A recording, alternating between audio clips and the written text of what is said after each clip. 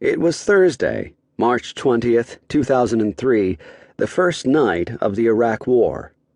No moon, calm seas, perfect night for a surprise raid by an elite Special Operations Force. 4 Mark V SOCs, Special Operations Craft, were running flat out across the Persian Gulf. 2 boats were loaded with Navy SEALs. Their jumpsuit pockets were filled with ammunition, their faces were blackened. They were dead serious. Just hours before they'd launched, their boat team leader, a 26-year-old Harvard graduate, had told them, "We're going to change the world tonight. Let's do it right." Then his team had embarked on one of the first missions in this new war. His men were ready for their task, ready to show the courage to execute. From the boats, they looked out toward their rapidly closing target, the Minay al-Bakr oil terminal, an impressive complex jutting out in the Gulf. The facility handled virtually all of Iraq's crude oil exports, and American intelligence assets were convinced that Iraqi forces planned to unleash environmental and financial havoc by blowing up the facility. The SEALs were there to make sure that it didn't happen. The seconds ticked off the clock, and each second mattered. The raid was supposed to have occurred at the very outset of hostilities, but the air war had started early, so the SEALs knew the Iraqis at the terminal would be on high alert, and more prepared by the minute. Every SEAL had a different scenario running through his mind as he tried to suppress the nervousness that naturally surfaces before combat. No matter how much training they've had, these professionals all knew things could go terribly wrong in battle. Stay calm, stay focused. Had they missed anything? Perhaps. No team can ever enter a battle with perfect knowledge. You gather your best intelligence, you plan, you brief, and you go. Then you adapt along the way. That's part of the process.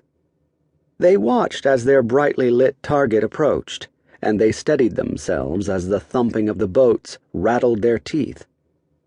To a man, they were ready, each loaded with weapons, armor, and ammo.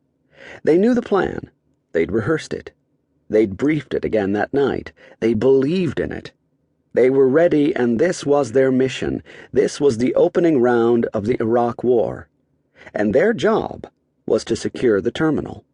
Simple, direct, achievable. One SEAL looked at his watch and nodded to the others. The boats slowed and quietly motored out from the dark of night into the halo of light surrounding the oil terminal. The SEALs pulled up beside a ladder. Silently, the men exited the boats and began climbing stealthily toward the upper decks. The team fanned out in perfect order and found their first hostile. He surrendered. Several SEALs bound him while others moved on.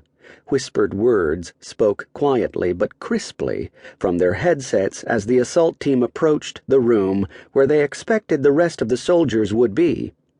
With emotionless precision, they swiftly took down the door, swept in, and found 20 Iraqi soldiers turning in complete surprise. The SEALs' shouts mixed with the Iraqi soldiers' cries. Hands went up quickly, and the room surrendered to the American Special Forces team. Phase 1 was good. Phase 2 was a go. An interpreter began interrogating the Iraqi leaders. The SEALs learned that their government had paid them to destroy the terminal, along with themselves and any interfering U.S. forces. As the team members continued their mission, they found explosive charges placed at strategic points throughout the facility. Had the charges been detonated, the facility would have been destroyed, and untold amounts of crude oil would have poured into the Persian Gulf. Within minutes, the SEALs had secured the entire platform, which contained more than 3 miles of decking and even more piping. They had achieved their goal with no loss of life or property. The mission had gone exactly according to plan. In some ways, they were lucky. But luck usually comes from good preparation. Later, when reflecting on the raid, one of the team leaders considered how this night had been tough.